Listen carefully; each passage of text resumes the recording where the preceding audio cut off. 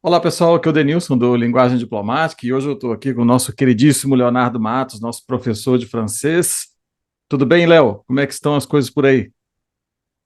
Tudo bem, Denilson? Tranquilo, trabalhando bastante e seguindo em frente. Isso é excelente. Vamos lá, nós estamos falando de onde, né? Eu nunca, né, quando nós conversamos, eu nunca sei de onde eu estou falando com você, né?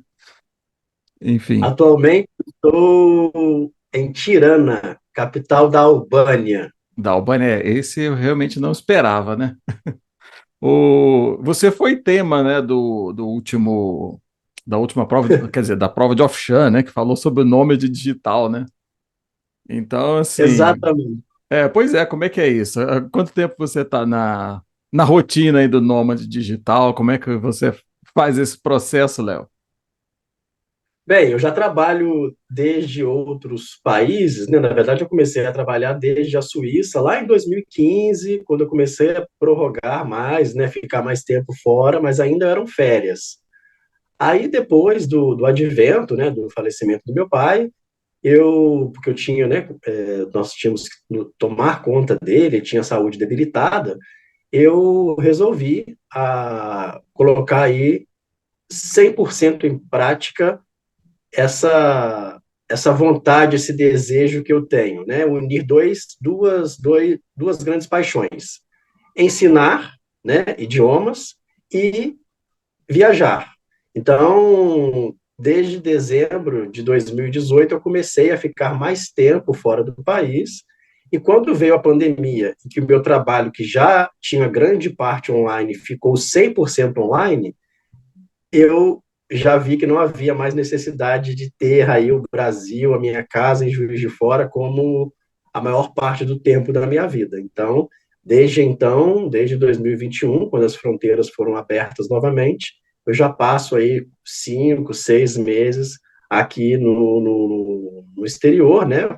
E para trabalho, concilio trabalho e conhecer novos lugares, novas culturas, que eu adoro. E é interessante isso, né? Porque eu retomei a questão da prova, né? Que eu tenho, porque é isso, né? Você está trabalhando aqui, né? Tá fora, consegue ter toda essa experiência, incrível isso, né? E agora, esse Sim, ano, qual trajeto você já fez aí? eu Você fez na comecei Europa, né?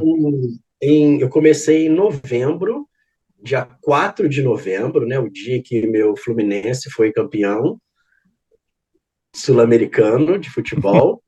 Eu cheguei aqui na Europa, cheguei em Lisboa, né, em dia 4 de novembro, fiquei lá até dezembro. Dezembro eu fui para Paris, minha grande paixão, foi minha 13ª viagem a Paris desde o Brasil, né? Já estive em Paris dentro da Europa mais vezes, mas saindo do Brasil foi a décima terceira vez. De lá eu fui para a Alemanha. Na Alemanha eu fui à casa do meu grande amigo de vida, meu mentor da vida. Ele mora lá com a esposa e a filha, né? Todos trabalham lá. Aí passei a semana, né, do Natal lá. Depois eu voltei para Paris, quando o professor Wagner Lacerda, professor de português do Linguagem Diplomática, chegou a Paris, e de Paris nós fomos para Lyon, de Lyon nós fomos a Marseille, e de Marseille nós fomos para Roma. Desculpa, nós fomos para Gênova, para Itália. Fomos para Gênova, Firenze e Roma. Ou seja, em anos anteriores, o professor Wagner e eu já havíamos visitado Portugal e a Espanha, né? Madrid, o sul da Espanha, Andalucia. Aí nós dizemos que nós começamos a conversar, né? Nós somos ambos formados em língua portuguesa, eu português e francês, o professor Wagner Lacerda também, para ser formado em francês, só precisava fazer o estágio que ele não fez, mas ele é formado em latim também, e em física pela UFMG. São áreas Então, bastante próximas, né? exatamente. Se for naquela física elétrica, né, lá que eles estudam, é aqueles dois pontinhos que quando se Sim. encontram dá tilt, né? E nós pensamos muito sobre isso, né? Nós fizemos o contrário do nascimento da língua portuguesa, né? porque nós saímos de Portugal, né, a primeira vez, Espanha, França, para então chegar na Itália, né? Então fizemos o contrário aí do que o Olavo Bilac, o poeta, né, chamou de a última flor do Lácio, né, a língua portuguesa, a última língua Sim, latina interessantíssimo. É. a nascer. Então, nós fizemos esse caminho contrário, e para nós, né, que somos da área, é fantástico, porque nós entendemos realmente o processo evolutivo, né, da língua portuguesa, das línguas latinas e das línguas como um todo, né? Então, para nós, como Sim. professores, isso é muito enriquecedor. É fantástico você poder ler, né? Saber o que está escrito em uma outra língua, ainda que você não a domine, como é o caso do italiano, né? Eu tenho bastante conhecimento, mas não domino. Mas falando português, espanhol, francês, já chega bem próximo. Então, é uma viagem linguística muito enriquecedora. É fantástico, né? Bom, acho que os nossos alunos, né, e todos os candidatos que estão aí na batalha, né, pela diplomacia, podem vivenciar em breve algo parecido, né? Isso pode ser parte da rotina, né? Bom, mas vamos lá. Aí É, nós, quando estamos viajando, sempre gravamos em frente às embaixadas do Brasil pelo sim, mundo. isso é Já o interessantíssimo. fizemos na Argentina, no Chile, Genebra, é, na, na França ainda não, mas em Portugal, na França foi porque nos esquecemos, mas já fizemos na França também, mas não em frente à embaixada, em lugar na Espanha. Então, onde a gente vai passando, a gente vai alimentando esse sonho que está bem próximo aí para os candidatos do linguagem Sim. diplomática.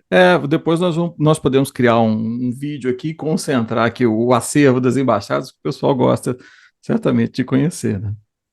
Muito bacana. Bom, vamos lá. Na verdade, quem nos acompanhou até aqui tem, né, quer ouvir da sua parte, Léo, o, a diferença, né, dessa questão entre o erro e a falta de atenção na prova, né? Então, como é que isso se manifesta, né, e interfere na competição do candidato, né? É uma questão muito relevante, não é menos importante quando a pessoa pensa, bem, mas é a mesma coisa, ambas são penalizadas. Sim, ambas são penalizadas. O corretor não vai pensar se o candidato errou ou se foi uma falta de atenção. Mas o nosso compromisso enquanto educadores e formadores, né, de leitores, de pessoas que são capazes de se expressar nas respectivas línguas oferecidas pela linguagem diplomática, na forma escrita, nós temos a responsabilidade de alertar nossos alunos que várias questões são evitáveis na hora da prova. Eu vou dar aqui alguns exemplos. O candidato, às vezes, vai grafar uma palavra de modo equivocado. Isso pode acontecer, isso é um erro. O candidato se esqueceu que aquela palavra tem um C mudo, que aquela. Se esqueceu, não. O candidato não sabe que aquela palavra tem um C mudo, que aquela palavra tem uma consoante dupla, né? Como é o caso de meio ambiente, environnement, ok? Mas há situações em que quando nós, enquanto no caso, vou falar aqui do português, do francês, tá? E quando eu pego o recurso do candidato, lá dentro me dá aquela pontadinha, porque eu sei que ele tinha a capacidade de se lembrar que aquela palavra em si, ela carregava consigo um acento agudo, um acento grave, um circunflexo, ok? Um trema, que aquela palavra não era escrita, que, por exemplo, a palavra, vou retomar aqui a mesma palavra que eu dei como exemplo agora há pouco, environnement, que em inglês é environment. Nesse environment, depois do N não tem nada, não é, professor Denilson? não tem vogal, né? Não, Exato. exatamente. Exato. No francês tem a vogal. Então, imaginemos, o candidato chega lá no sexto dia de prova, Você diz no final exausto, dela, né? exatamente, lá no Uhum. finalzinho, environment, né? Ment.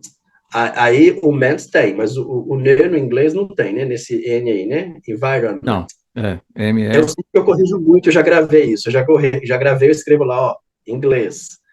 E ontem mesmo, corrigindo uma série de simulados, havia um parágrafo do primeiro simulado, em que, no texto, o articulista cita vários autores de língua espanhola. A aluna, né, cujo texto eu estava corrigindo, com um texto exemplar, fidelidade nota 10. A estruturação do texto nota 10, uma ortografia linda.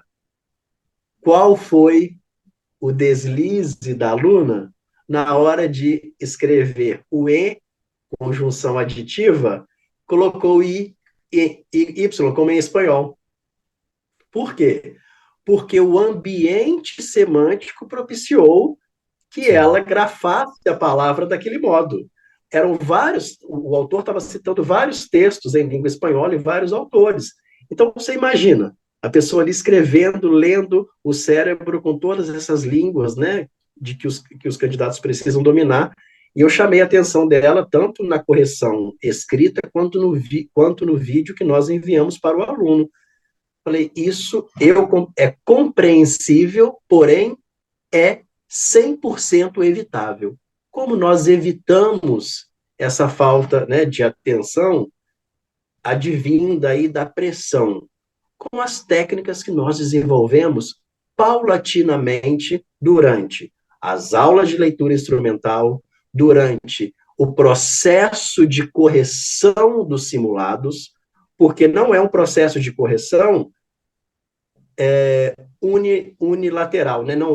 Ele não tem apenas uma direção, ele é uma via de mão dupla. Por quê? Porque o candidato, nós recebemos o texto do candidato, e o candidato recebe o texto em forma de atenção à performance dele. Ele não recebe só uma folha corrigida, ele recebe uma folha corrigida com comentários sobre a performance dele, com comentários sobre o histórico dele conosco. Isso eu fiz com um outro aluno ontem. Eu disse: olha, nesse texto apareceram algumas questões que em seu texto não aparecem. Então, vamos ficar atentos a isso. Como você pode resolver? Eu expliquei para ele algumas estratégias. Aí sim, para aquelas pessoas que gostam de gramática, né, professor Denilson? Sim. Aí sim, eu ofereci a ele a possibilidade, né, de fazer algumas atividades estruturalistas que vão fazer com que essas dúvidas sejam dirimidas, né? Porque às vezes é realmente necessário, mas tem gente que não precisa de ir lá para a gramática e fazer aquelas atividades.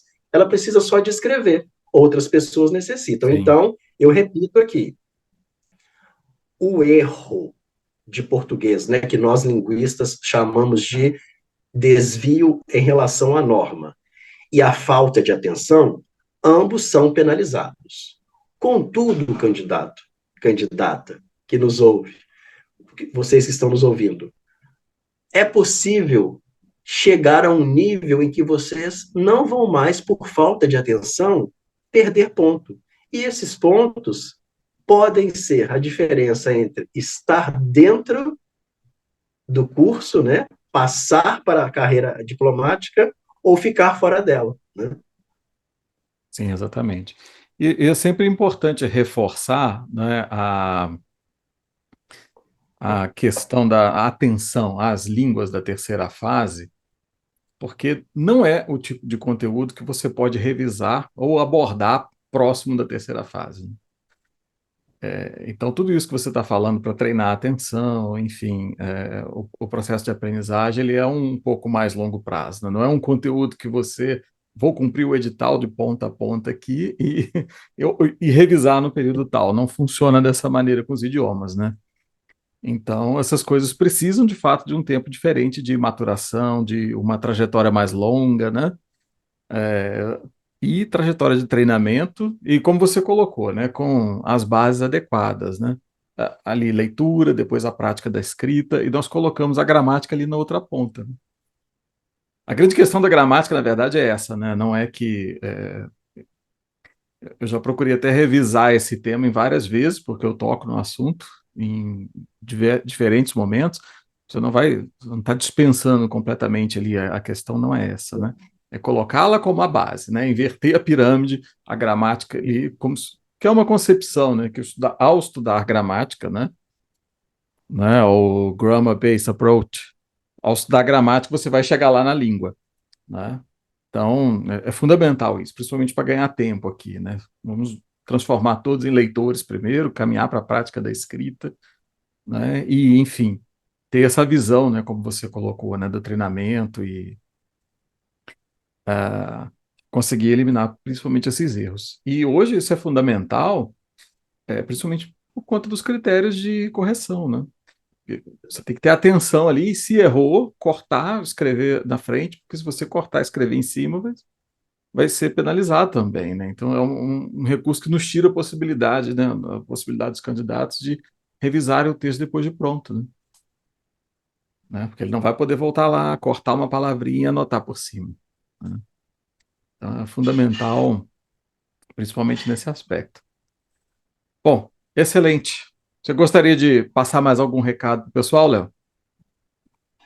Eu gostaria de agradecer, né, a todos aqueles que já estão conosco, que em 2024, né, já confirmaram aí a matrícula, os que já chegaram, obrigado por confiar em nosso trabalho, e para você que ainda está em dúvida, venha conhecer a nossa versão demonstrativa, venha conhecer como nós, versão demonstrativa gratuita, venha conhecer como nós trabalhamos, porque eu tenho certeza que todos, que a professora Marina, o professor Wagner, o professor Denilson e eu, estamos aqui para fazer o nosso melhor na sua caminhada rumo à carreira diplomática.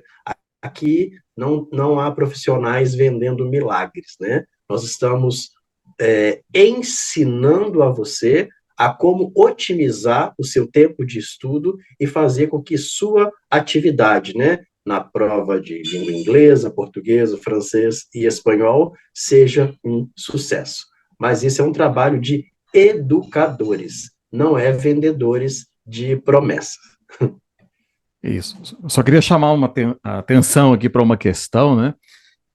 Pessoal, é o seguinte, na versão demonstrativa, nós vamos deixar o link disponível aqui na descrição do vídeo. Lá você vai ter a oportunidade de conhecer o formato das aulas, né? Você tem as videoaulas de leitura instrumental, você vai entender ali como é a abordagem que trabalha a interpretação do texto, né? A análise do texto, a análise gramatical da linguagem, né? Você tem os modelos de questões de terceira fase, né? De simulados que o professor Leonardo aborda. Essas questões são acompanhadas de videoaula de resolução do modelo de resposta da versão, videoaula de instrução para elaboração do resumo, e ainda você pode utilizar esse mesmo resumo e enviar para o professor Leonardo para ele fazer uma correção gratuita também, para avaliar como está aí o erro ou a falta de atenção, né, Léo? Enfim, Exatamente. então é isso. Então, pessoal, o link ele está aqui abaixo na descrição do vídeo. Espero que vocês possam aproveitar. Eu considero uma oportunidade, é interessantíssimo o processo de correção e você tem total possibilidade de conhecê-lo gratuitamente.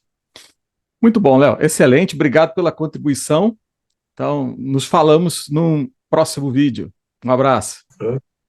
Au revoir, tchau.